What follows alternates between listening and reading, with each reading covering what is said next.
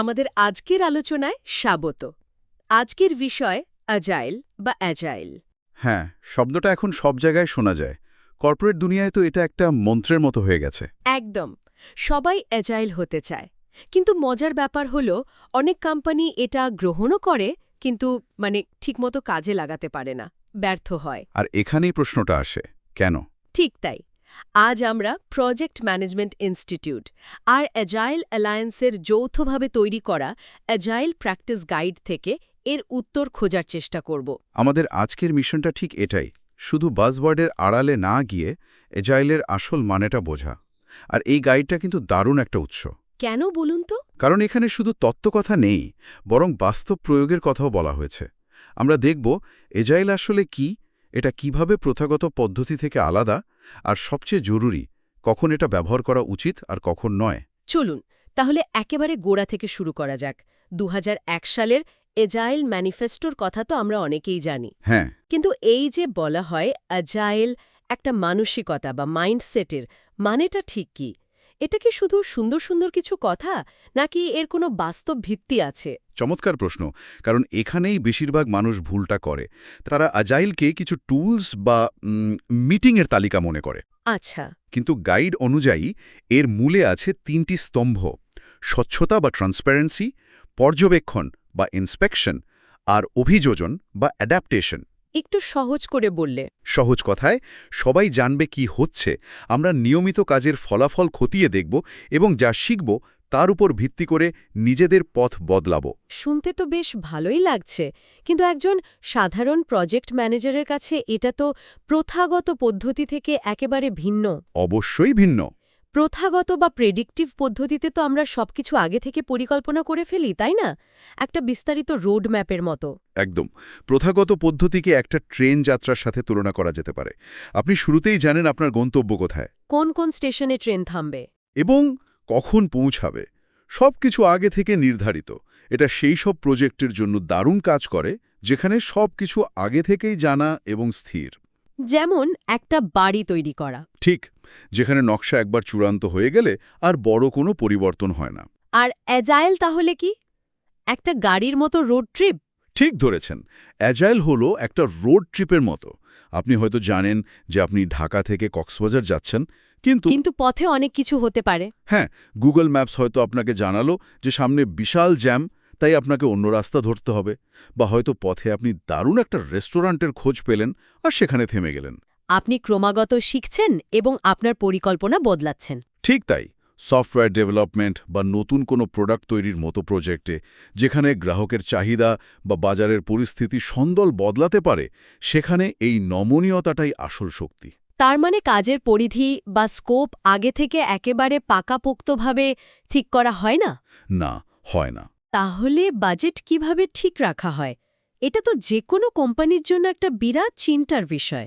এখানেই মানসিকতার পরিবর্তনটা জরুরি। অ্যাজাইল প্রজেক্টে আমরা একটা ব্যাকলগ তৈরি করি।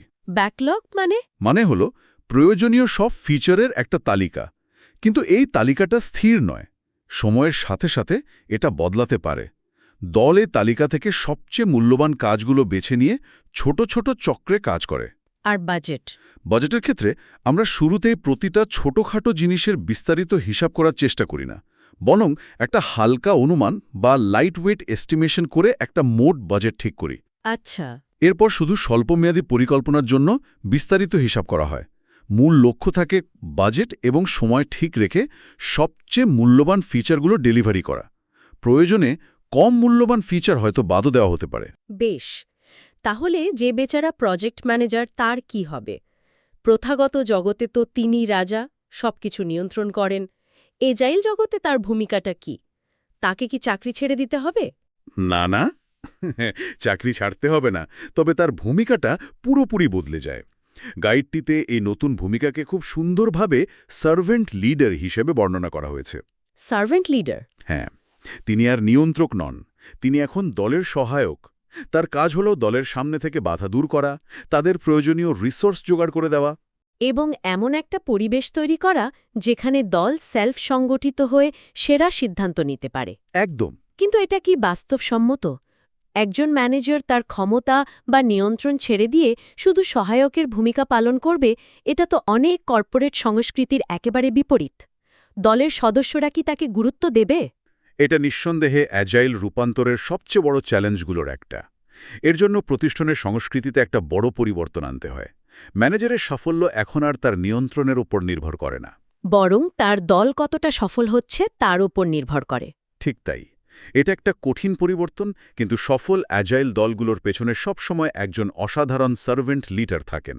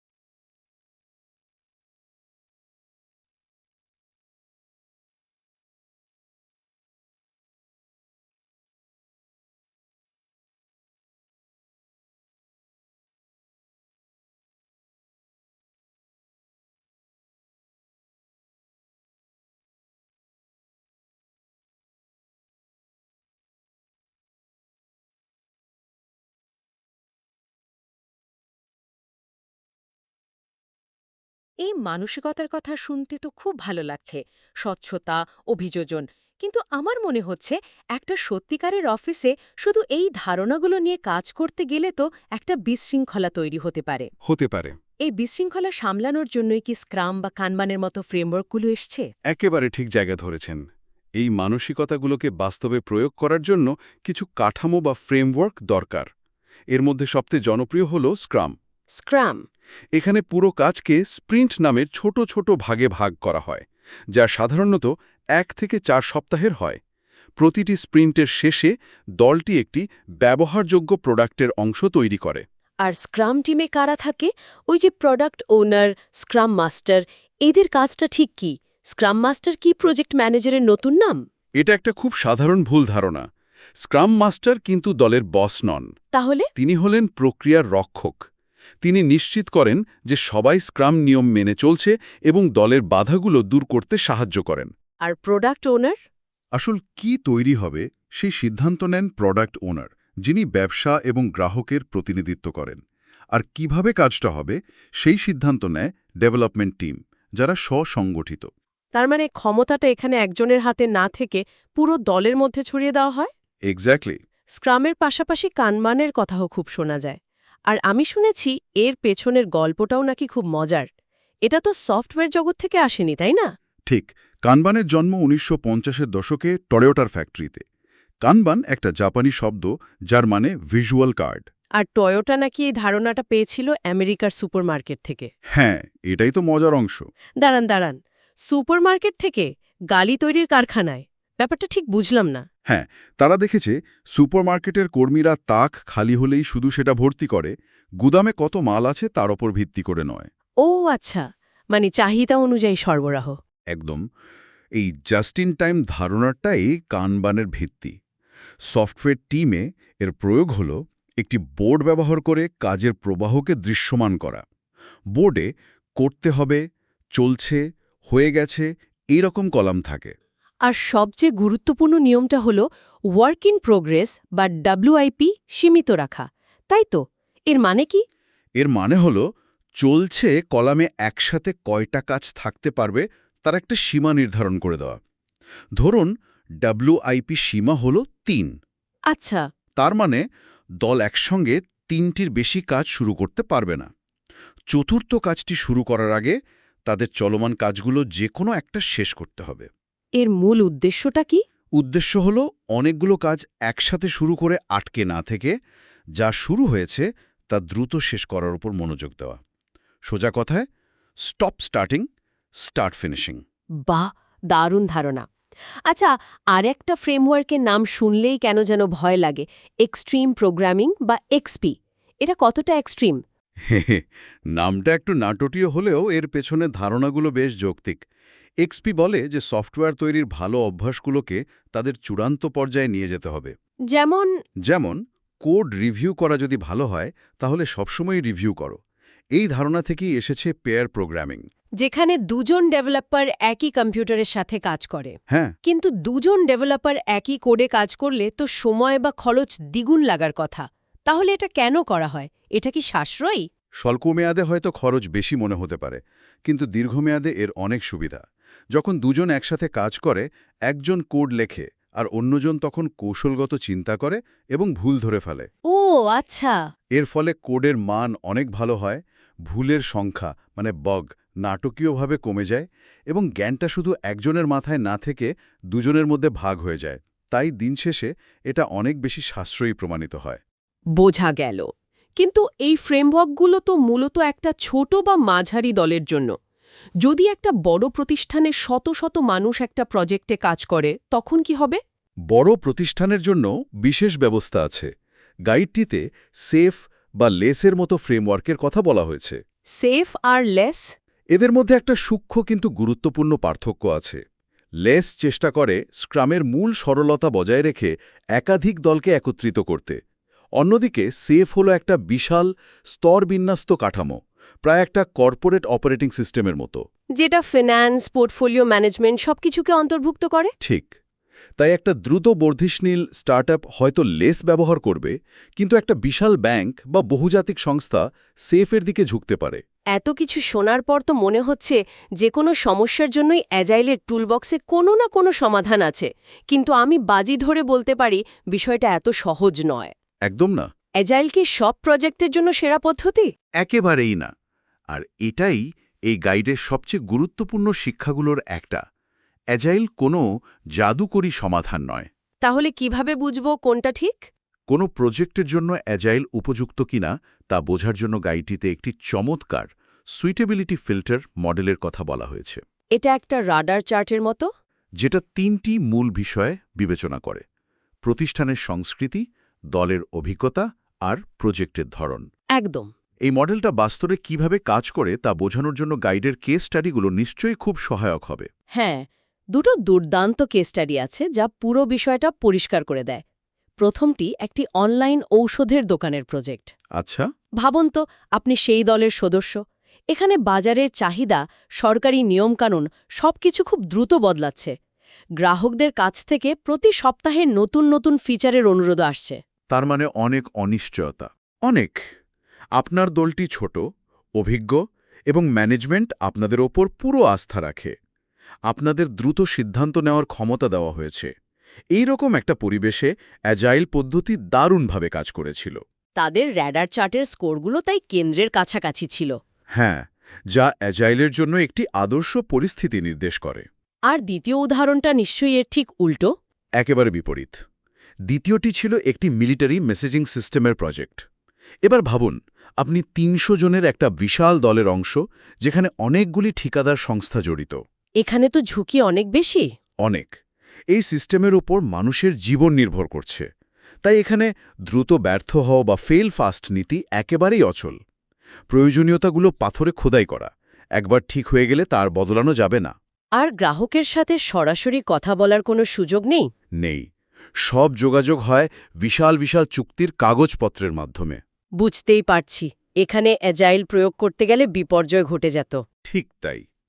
এই ধরনের একটি উচ্চ ঝুঁকিপূর্ণ এবং অপরিবর্তনীয় প্রজেক্টের জন্য প্রথাগত বা প্রেডিক্টিভ পদ্ধতি একমাত্র যৌক্তিক পথ। এই প্রজেক্টের ফলাফল রেডার চার্টের বাইরের দিকে ছড়িয়েছিল।